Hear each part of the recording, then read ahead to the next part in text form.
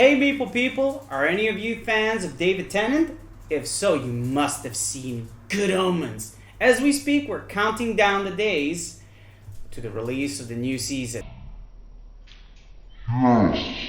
It's about board games. While we're waiting on the countdown, you can already play the new Good Omens board game, a tabletop version of the book by Neil Gaiman, designed by Matt Hira. Take on the 4 horsemen of the apocalypse at the end of the world and use your cards to collect for the good characters of Good Omen and help them succeed in each challenge. Roll dice to prevent the Armageddon. If this sounds like it's right up your alley, then take note. Put yourself in the role of an angel or a demon trying to fight for the survival of existence.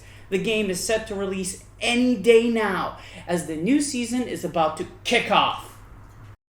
So now the topic you all have been waiting for, Gloomhaven. As a store owner, every week someone asks me if I can get Gloomhaven, what it would cost, if I can get it, and then I need to say them it's for me even very hard to get one. And now today we know why. There's been a second edition announced. Exactly the same game, but with some differences. One, the artwork will completely be different. Secondly, the stories will be changed. Thirdly, some characters will be adjusted. And new miniatures fitting that new artwork. Now, for me, it doesn't come as a surprise. Why? It's been 5 years after its release on the #1 spot of Board Game Geek, what makes it a very popular game, but as the community decided, not a perfect game. And with these changes, it could get that perfect status. So, the only thing I'm asking myself is, there's not been an upgrade set announced. So I hope sincerely for all those 200,000 people that bought the game that they will not be disappointed and that they need to buy a full new game. So designers, company, make it happen that they have an upgrade kit. Last week, we spoke about Rob Davion. Now we got more information about a brand new game. Together with Cool Mini or Not Games, Stranger Things, Upside Down, a game for 1 to 4 players, and every player plays one of the 2 main characters pulled directly out of the series. Every character will have a player board with abilities, starting locations, and a fear trap. The main board will have different locations that are shown in the series, as well as these locations will have an action or monsters present. Take on your monsters. With cards, you can face those monsters or lose. Take fear on your track. Every other good co-op after the players had their turn. The monsters, chips, and cards will come into effect. Stranger Things, coming very, very, very soon near you in 2023. So, Mike, Yeah. Is it enough this week? Is actually quite an interesting one and ties into 2 of our topics, and it is unnecessary solo games. Yeah, I can see where you're going with this. Yeah, definitely. What 10 years ago I already played solo games, and every good solo game was on 2 hands to be able to count on 10 fingers. And now every game is having a solo game. On every box is 1 to 4 players. And I strongly disagree. Mostly what I'm frustrated with is you pick up a solo game, most of the time you will be playing on a field against a virtual AI system that the designers put together. But it usually feels like you're moving the pieces, like you're planning things all on your own. You don't feel like you're playing against the game. Or you are making the decisions for the game. Definitely mostly feeling like I'm playing chess by myself. Yeah, and secondly, I have a feeling, especially with most of the games get Kickstarter these days, it's an easy way to add a stretch goal. At 10k we add a solo play version of it, and when they reach that stretch goal, they have no idea where to go to. Yeah, usually it ends up with just a solo starter deck. And these decks, sometimes they work, but sometimes they really don't work. You're just flipping the cards, you're reading them, you're trying to figure out what's going on that board, and you're kind of making up the rules by yourself. The game doesn't really help. Or you have a lot of Euro games that you're just playing on your own, and then the next time you're playing again on your own, and the only goal is to beat your score you had last time.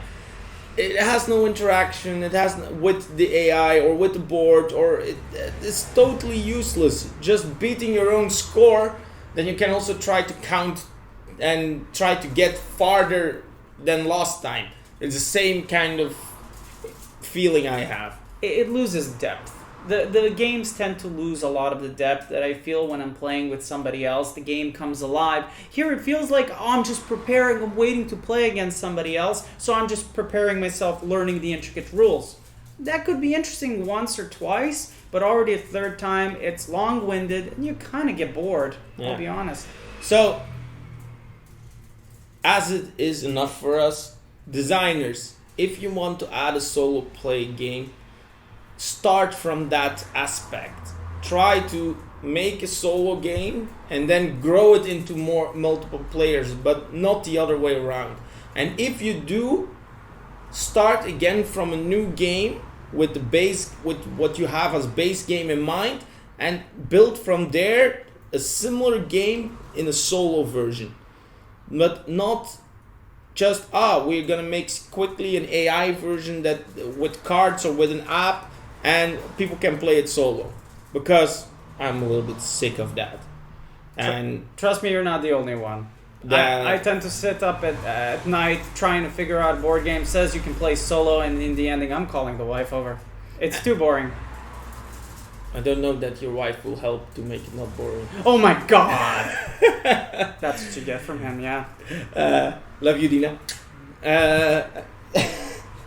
No. And that's why I wanted to share my top 3 in solo games. And I play almost in 10 years, more than 10 years solo games. And my top 3 is on the first spot, Mage Knight. Definitely. Little minis, cards, board. An adventure game that you try to reach a certain point, and the AI system that's there is just for you to know when your time runs out. And secondly, is Too Many Bones. Too Many Bones. Excellent game. It's amazing because you can play it solo with one character, but you can also just play 4 characters and create it like that. So a lot of opportunity, a lot of replayability. You're playing against the game, what has already some specific rules. So the rules don't change. The only difference is there's only one character. And thirdly, Robinson Crusoe. And it's so epic. It has been designed as a solo game, what you can play multiplayer co-op with a lot of people, but it's a co-op, so you're still trying to reach a certain goal, and that makes what you want to get to that specific point, and you are or losing or you're failing, and that's the rush that you want. If you fail that solo version, you will try again a different strategy too, and all 3 games have this. You will try to get to a goal, and you succeed or you fail, and that failing makes you that you want to play it again. And in all 3 cases, the solo game is an amazing way of learning the game, because they're 3 very difficult games. It's not just taking out the box and you start playing. And I think also that the solo variant was created for the designer to learn the game and figure out where their mistakes was. And when they saw that you can play it solo, they advertised it also as a solo game. Personally, I find it very, very shameful that on what now in my store 30% of my boxes says 1 player, and when people ask me about it, I need to say, forget that 1 player. So I believe it should be enough. Make a game for how many people it's supposed to be, and that's it. If the community wants solo variant, okay, let them figure it out. Then you can still, if you see that the community is rallying behind the solo variant, you can adapt what the community did and make an official expansion out of it. By the way, that would be a good expansion. But stop pushing one-player boards because it's one player. It doesn't add value to your game. It doesn't add value to your board. I'm saying this out of my heart. I'm speaking out of my heart as a solo game player. I play, I think, almost as much hours solo as I do with people. And please stop it. Please. I had enough. We had enough. We had enough. We had enough. If you had enough about solo games that are not solo games, put some examples in the comments. And because we don't want to hurt people's feelings. We like people. We don't. We like designers. We like the effort that they put into them. So I don't want to discredit them. And maybe it's not the designer's idea, but the publisher's idea. So that's why we're not calling names of board games. But if you want to share your bad solo experience in the comments, just do. So my favorite topic of the week, Kickstarters. And we're gonna start with Go Ahead Punk, a game for 1 to 4 players. And it's a 1 versus all. One player will be taking the role of the Stinger. He will sneak around the streets of San Francisco with cards. He will know where to take a shot before he escapes. Now, the Stinger must complete 3 hits, and after those hits, try to escape the city to win. Now, the other players, the cops, have one job: take him down.